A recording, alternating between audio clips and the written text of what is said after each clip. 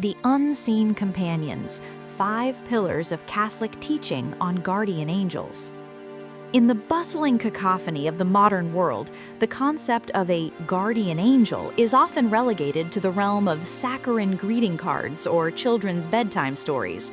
However, for the Catholic Church, the existence of these celestial beings is not a matter of poetic metaphor, but a defined dogma of faith. Drawing from sacred scripture, the Catechism of the Catholic Church, CCC, and the deep well of Thomistic angelology, we can discern a sophisticated and profound reality regarding our heavenly protectors. Here are 5 essential things the Church actually teaches about guardian angels. 1. Their existence is a truth of faith. The Church does not view belief in angels as optional, pious opinion. The Catechism is explicit. The existence of the spiritual, non-corporeal beings that sacred scripture usually calls angels is a truth of faith. CCC 328. This isn't just a suggestion, it is a fundamental part of the Creed when we profess belief in God as the creator of all things, visible and invisible. Angels are purely spiritual creatures. They possess intelligence and will, but they do not have bodies. Because they are spirit, they are immortal and surpass in perfection all visible creatures.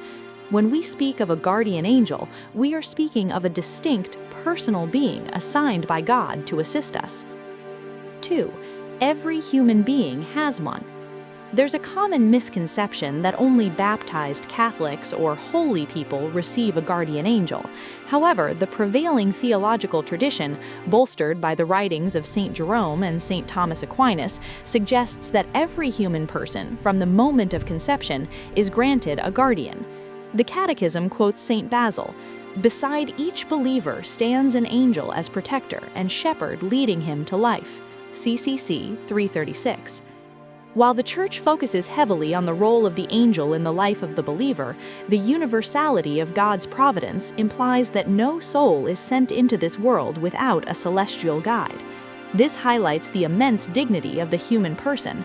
God deems every single soul so precious that he assigns a prince of his heavenly court to watch over it. 3. They influence our minds, not our wills.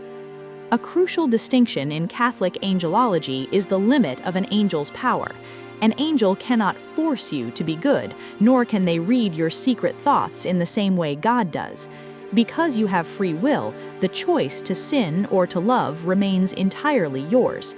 Instead, angels work through illumination and imagination. They can suggest holy thoughts, bring a forgotten scripture to mind, or create a holy restlessness that nudges us toward prayer. They act as a whisper in the interior life. St. Thomas Aquinas explains that while they cannot enter the sanctuary of the human soul, which belongs to God alone, they can influence our senses and our memories to help us see the path of virtue more clearly. 4. Their primary goal is your salvation.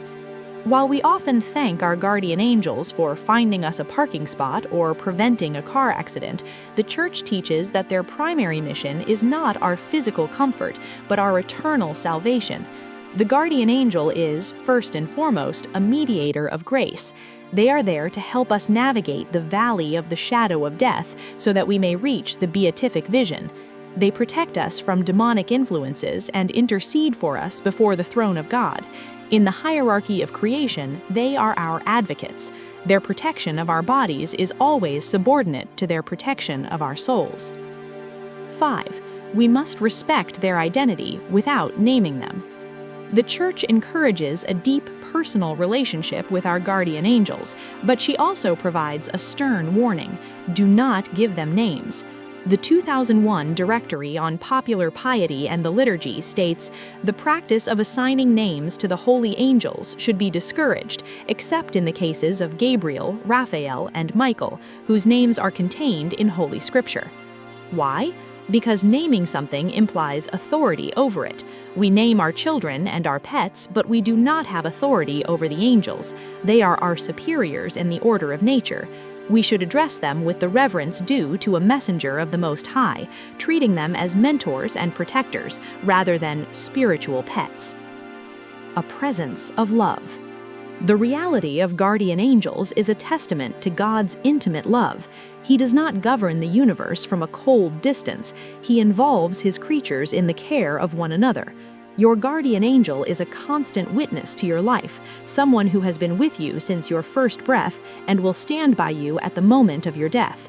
By acknowledging their presence, we open ourselves to a world that is much larger than what we can see or touch. We realize we are never truly alone, and that heaven is much closer than we think.